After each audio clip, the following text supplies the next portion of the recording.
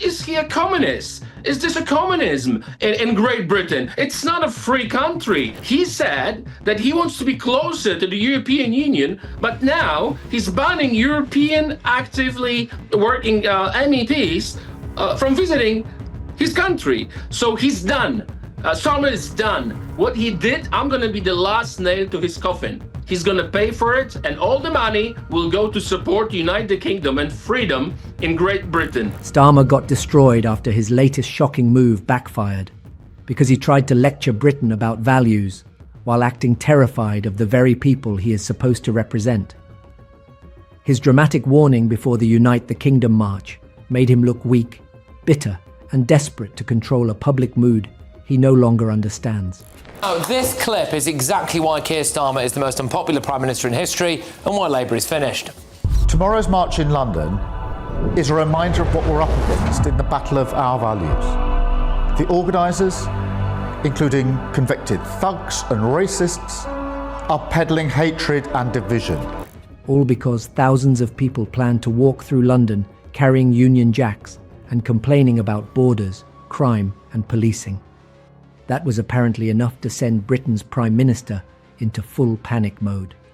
It is like a bloodbath in Parliament. There is absolutely visceral hatred for the man, for Keir Starmer, amongst his backbench MPs. It is civil war in there now. The knives are out, the gloves are off, and they want him out. The funniest part is how carefully staged the whole thing looked. Soft lighting, serious face, slow delivery. Starmer talking like Britain was 5 minutes away from civil collapse because some working-class people wanted to protest migration policy. This man spent years watching pro-Palestine marches flood London streets with horrific slogans, anti-Semitic chants, intimidation outside synagogues, and open support for extremist groups. Yet suddenly, he discovers decency and respect the moment the protest comes from people angry at the political class. Amazing timing. Absolutely incredible coincidence there. You almost have to admire the commitment to the performance. Stephen Parkinson has said, everyone has the right to protest, thanks mate, and to express their views freely. This is a cornerstone of our democracy. However, it does not extend to using words, images or symbols to spread hatred, incite violence or cause fear and intimidation within our communities. Obviously not spoken to the Jewish community recently, has he? And people noticed it immediately. That is the problem Starmer keeps running into now. The public is not reacting the way his advisors expected anymore. When he called the Unite, the Kingdom organizers, convicted thugs and racists, it did not scare people away from the march. It made him look desperate.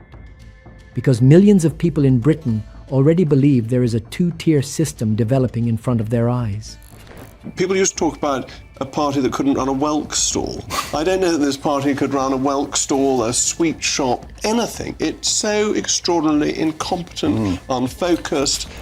They watched authorities tolerate chaos for years, then suddenly become hyper-aggressive when patriotic protests start gaining momentum. Starmer accidentally confirmed the exact argument his critics have been making the entire time. That is political self-destruction dressed up as leadership. Then came the Dominic Tarczynski disaster, which somehow made this even worse for Starmer internationally. Here you have a Polish MEP saying he was banned from entering Britain before the rally, despite traveling on a diplomatic passport, despite never committing a crime, despite representing over 211,000 voters. Mr. Tarczynski revealed to millions his letter from the Home Office, which told him his entry into the UK is not considered conducive to the public good. And in response, he's now vowed to sue the Prime Minister, Sir Keir Starmer. And Starmer thought this would make him look strong? Seriously? Because from the outside, it looked like Britain's Prime Minister was terrified of one outspoken Polish politician with a microphone and a social media account. Tarczynski instantly turned himself into the victim of political censorship, and Starmer handed him the story on a silver platter. And in response, he's now vowed to sue the Prime Minister, Sir Keir Starmer. Well, I'm delighted now to be joined by the MEP for Poland, Dominik Tarczyński. Dominik, welcome to the show. It's a pleasure to have your company. You've been banned by Sir Keir Starmer, and you now have vowed to sue him. Astonishing. Of course, we are living in a free world, and I was on a diplomatic passport. I always travel on my diplomatic passport. So if he wants to stop people from around the world to visit Britain because he doesn't like our views, political views, he has to pay for it. What made it even more humiliating was the contradiction behind it. Starmer constantly talks about rebuilding relations with Europe and being closer to European partners after years of Brexit tension. Yet now, an elected European representative gets blocked from entering Britain because his political opinions are inconvenient. Tarczyński immediately compared the situation to communist Poland. We are the only country in Europe without terrorist attack. Why? Because there is no illegal migration. It's so simple. And if he doesn't like it, if he doesn't like facts, I can't help it.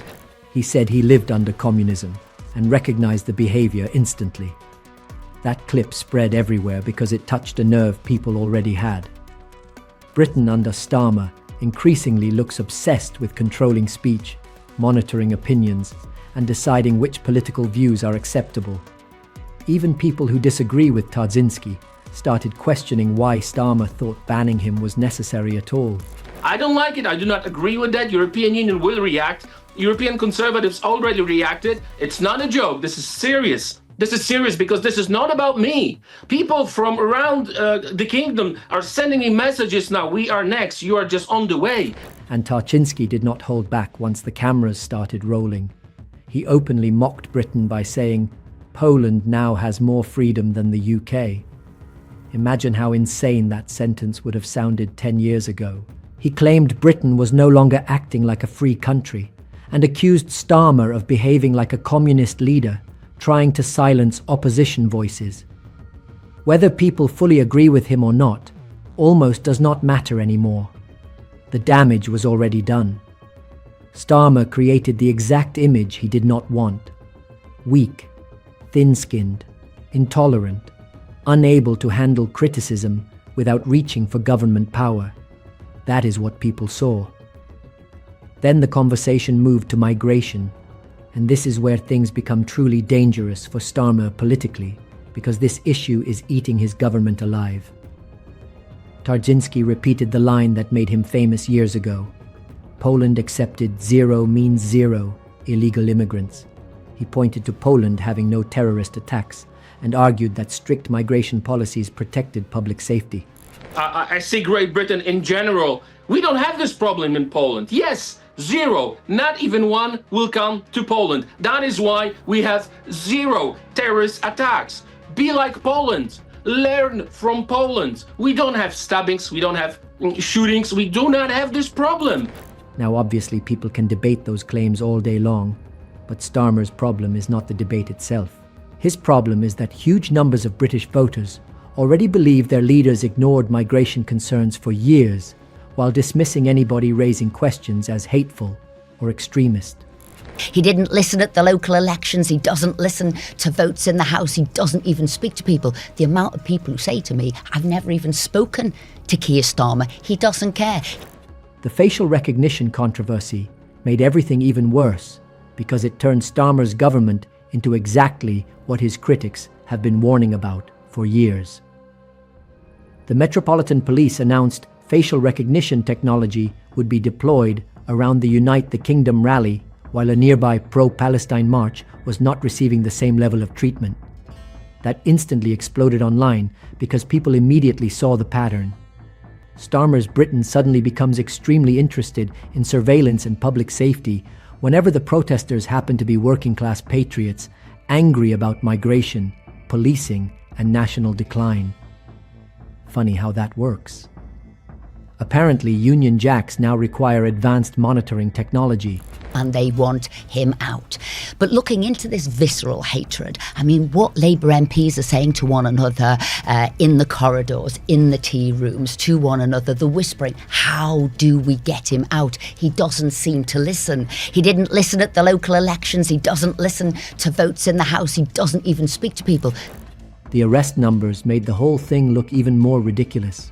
The previous Unite the Kingdom rally resulted in just 24 arrests, with 23 linked to the rally itself and 1 connected to the counter-protest. Compare that with the Notting Hill Carnival, where police made 443 arrests over one weekend. Yet somehow, the patriotic rally became the event requiring unprecedented policing measures and facial recognition deployment. People are not stupid. They can read numbers. They can compare reactions. They can see which groups receive endless patience from authorities and which groups immediately get treated like potential extremists the moment they step outside with political opinions the establishment dislikes. Given we've seen the police now saying they're going to arrest people for saying globalise the Intifada or death to the IDF, all those awful incitations to violence are going to be clamped down on, and there was a lot of pressure on the government to do more after the latest heinous anti-Semitic attack in Golders Green.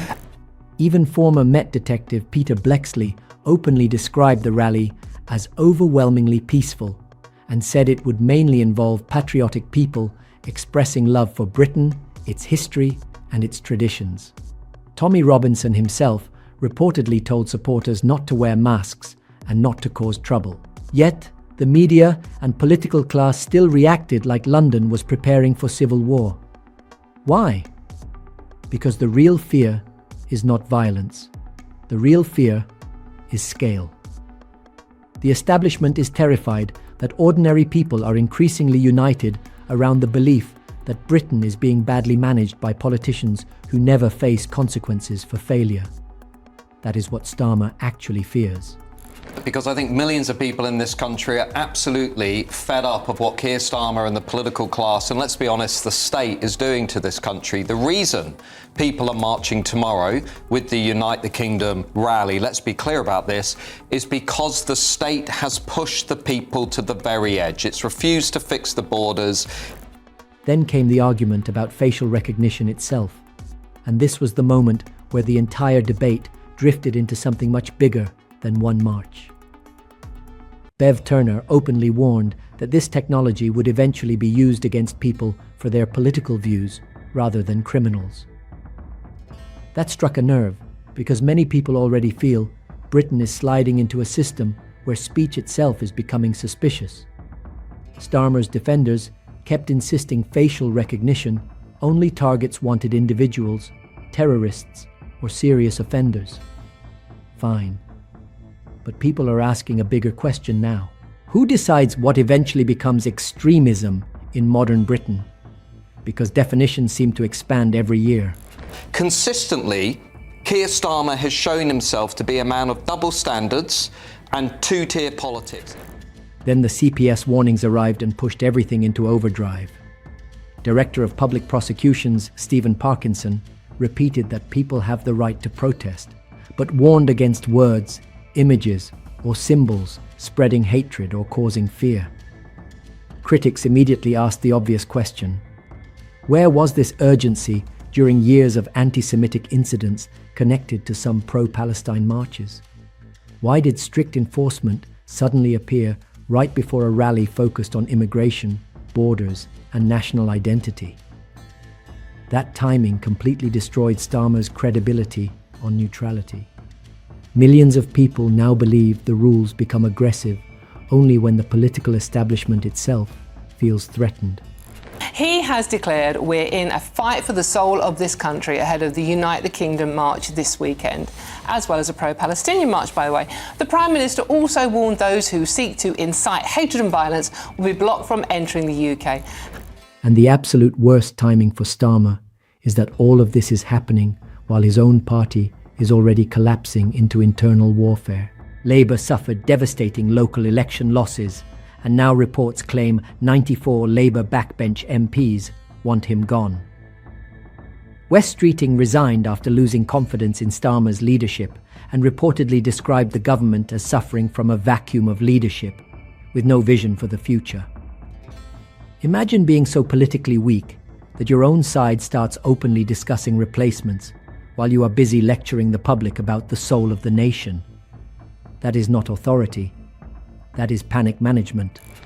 Leadership challenges for Keir Starmer as the UK Prime Minister is facing intense pressure to step down. A member of his own party have become more vocal about what they call a vacuum of leadership. And West Streeting, a possible challenger to Starmer, announced his resignation today. Now there are names flying everywhere. West Streeting, Angela Rayner, Andy Burnham, Ed Miliband.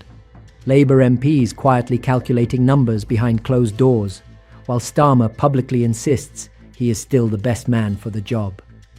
Challengers reportedly need 81 MP signatures to trigger a leadership contest, and suddenly those numbers no longer sound impossible. That is why Starmer's latest move backfired so badly. He tried to look powerful. He tried to look morally righteous. He tried to frame himself as the defender of democracy against dangerous populists. Instead, he exposed how nervous, isolated, and politically damaged he already is. Britain watched a prime minister trying to silence criticism while his own party prepares the funeral music in the background.